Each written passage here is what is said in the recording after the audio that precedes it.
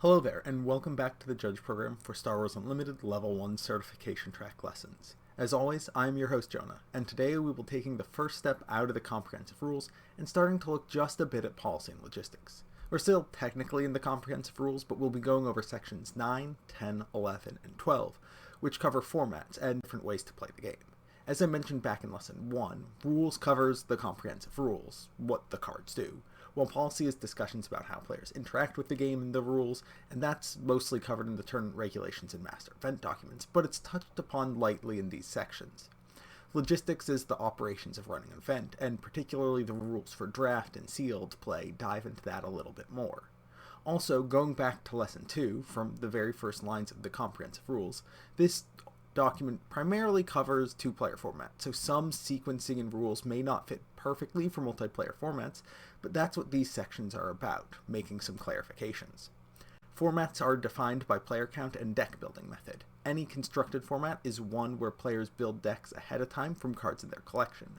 Both Premier and Twin Suns are constructed formats. A limited format is one where players receive unopened packs and build their deck from a pool of cards derived from the open product. Without further ado, let's dive into Section 9, two-player constructed formats. This really only covers Premier, which is the format most players will be the most familiar with, so there really shouldn't be any surprises here. Premier is a two-player constructed format. A Premier deck must include exactly one leader, exactly one base, a minimum of 50 other cards, units, events, and upgrades. Tokens do not count towards this limit, and there's no maximum deck size, and a maximum of a 10-card sideboard for best of 3 tournament matches. If you're only playing best of 1 or casually, you don't need a sideboard. A Premier deck cannot include more than 3 copies of any unit, event, or upgrade.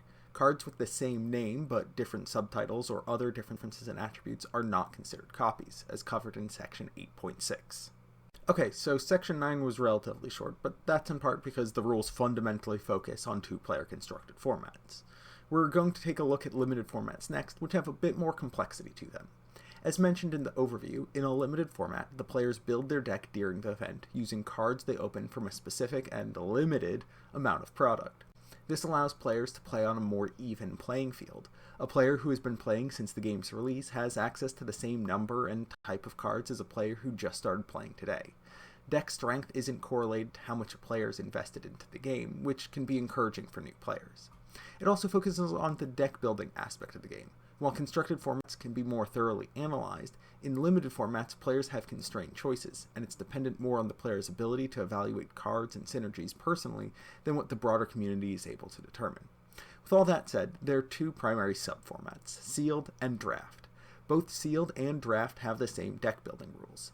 A limited deck must include exactly one leader selected from among leaders in the player's card pool, exactly one base, including any base in their card pool, or any common base with 30 HP and no abilities, a minimum of 30 other cards consisting of units, events, and upgrades, and tokens do not count towards this limit, and all cards in the card pool that are not in the deck are part of the sideboard for best of 3 tournament matches.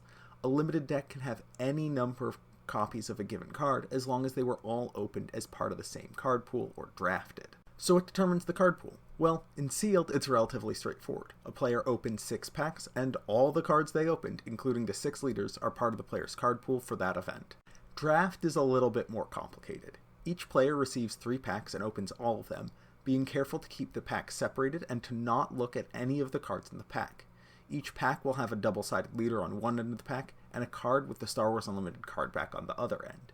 Still keeping the packs separate, each player will take the leaders from their 3 packs and draft them as a pack, passing right. After each player has added 3 leaders to their draft pool in this way, players will draft the remaining packs. The first and third pack are passed to the left, while the second pack is passed to the right. To draft a pack, whether it's a traditional pack or a set of 3 leaders, a player looks at the cards, selects one, adds it to their draft pool, and passes the rest in the specified direction.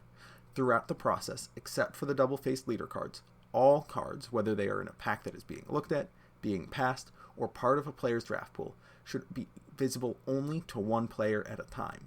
Every card in a pack should be drafted, except for the common bases and tokens, which are set aside.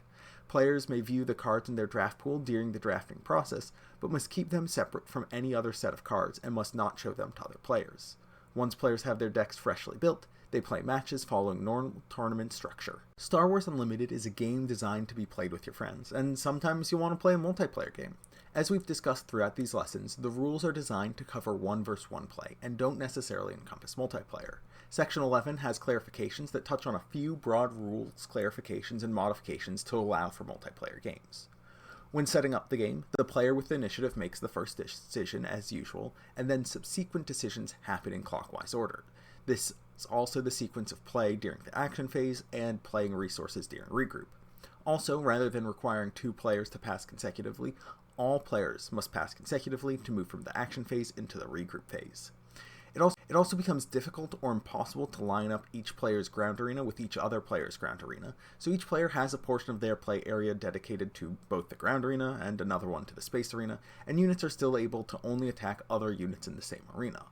A notable clarification is that Sentinel only affects attacks against that player, so if a player has a Sentinel unit and another player does not, you can still attack non-Sentinel units or the base of the player that does not control any Sentinel units.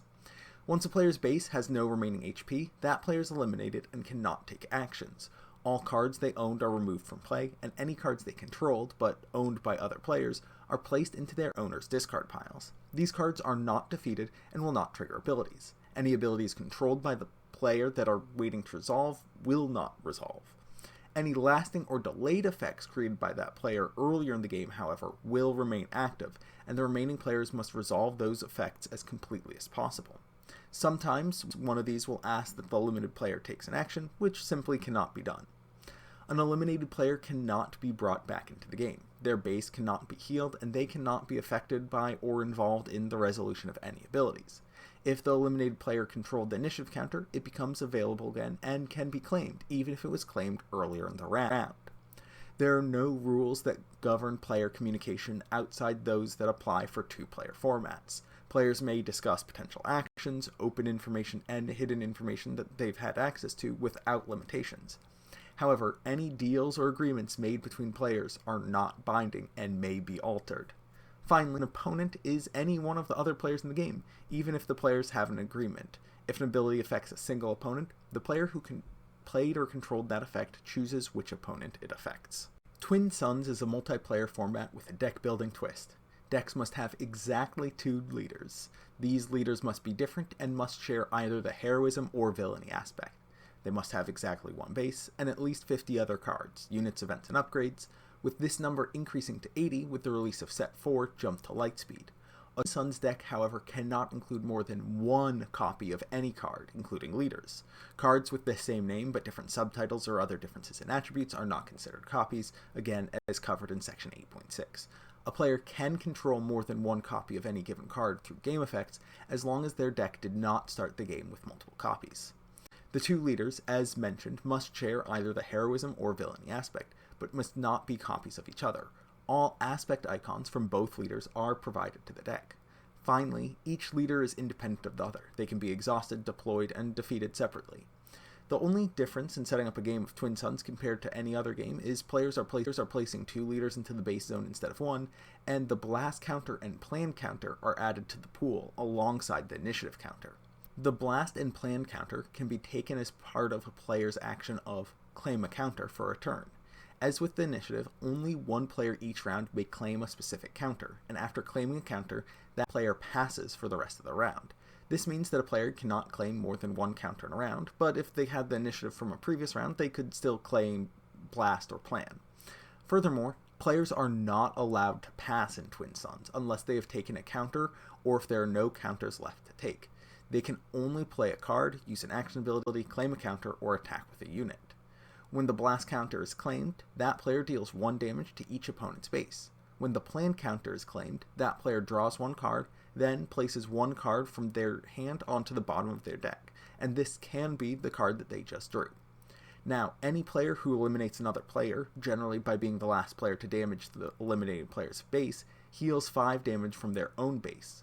Once any player has been eliminated, the game ends after the end of the regroup phase for that round. This means that any lasting effects will expire and delayed effects will occur.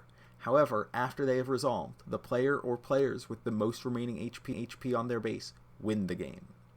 Okay, that's the rules. We've covered nearly 50 pages of the rules, and you should now have a broad and deep understanding of the key mechanics underpinning Star Wars Unlimited. Of course, now that means it's time to jump into policy and logistics, with our next lesson exploring tournament regulations. As always, if you have any questions, comments, or insights, be sure to join the Judge Community Discord and make your voice heard. Until next time, good luck, and